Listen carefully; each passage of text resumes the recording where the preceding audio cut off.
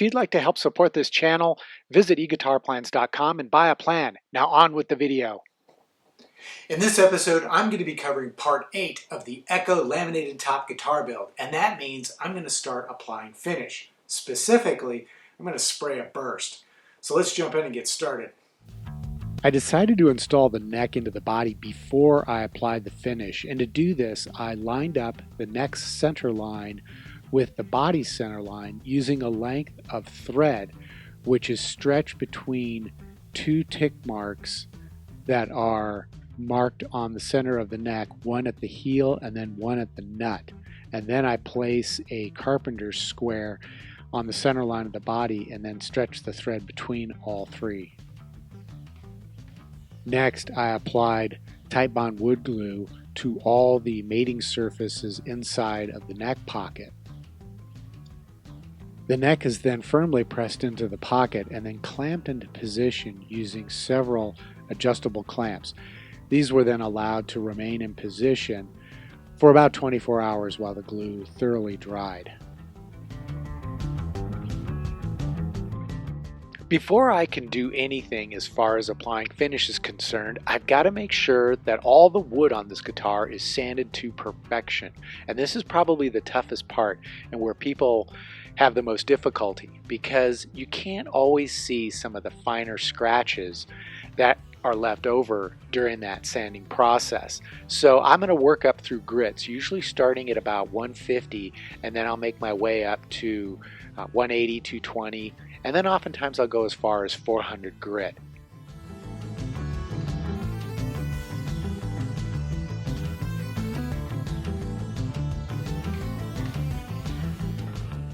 The first color that I'm going to apply is Crystalac's Warm Tone Dye Solution. I love this stuff. It's a water-based dye and it's extremely powerful stuff. Very, very strong in how it colors the wood.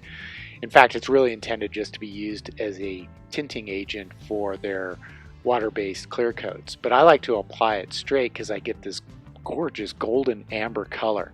And I'm going to apply this to the entire guitar body.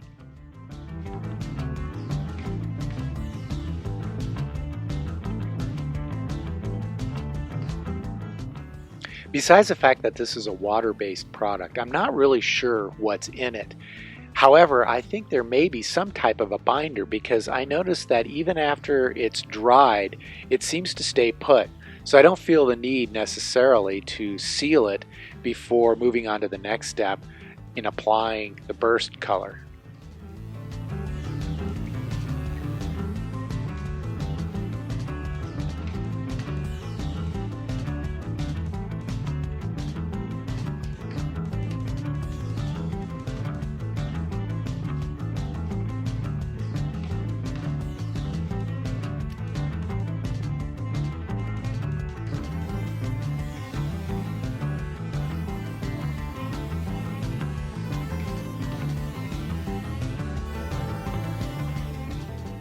Before I can proceed, I need to mask off the neck because, as you may remember from previous episodes, I finished the neck with boiled linseed oil and I don't want to get any of the burst color oversprayed onto the shaft or the fretboard.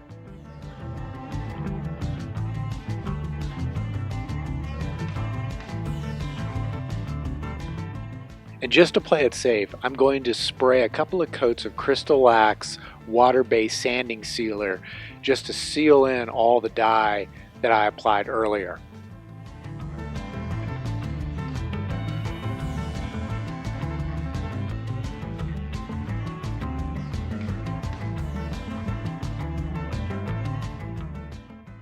After the sanding sealer had dried overnight, I proceeded with masking off the beveled edge of this guitar body since I only want the burst color on the very top surface. I don't want it where the bevel is. Masking is a lot like sanding. It's kind of a pain, but you've got to do it right if you want professional results in your finish.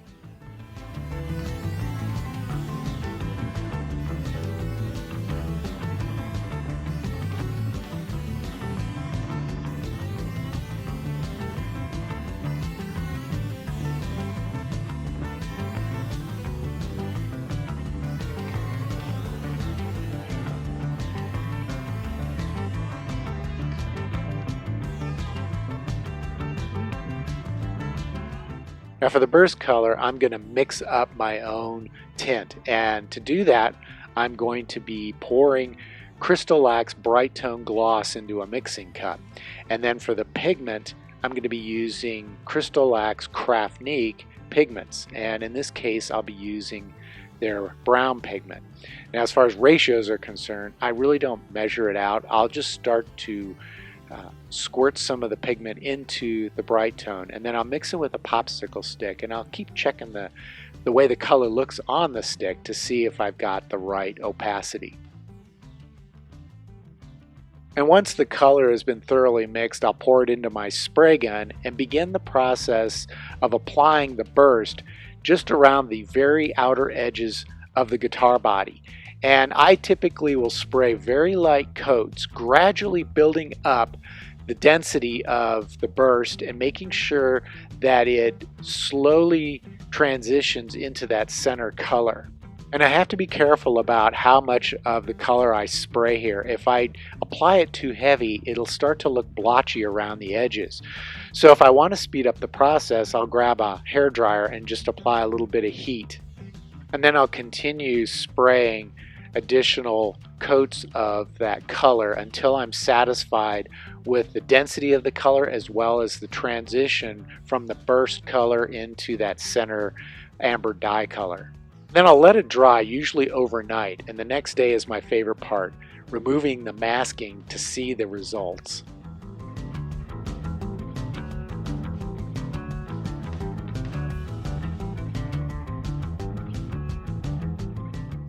If by chance any of that burst color seeped under the masking tape, it's easy to remove by simply scraping it off with an X-Acto knife. Whenever I apply dyes, stains, or paints to a guitar body, I like to follow it up with a couple of coats of sanding sealer. This will protect the color as well as provide the best possible surface for applying the next steps in my finishing process.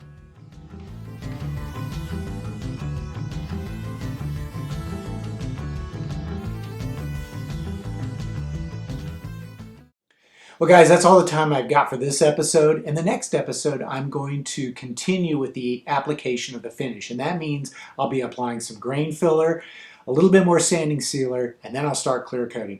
So until the next episode, take care, stay safe, and I'll see you soon.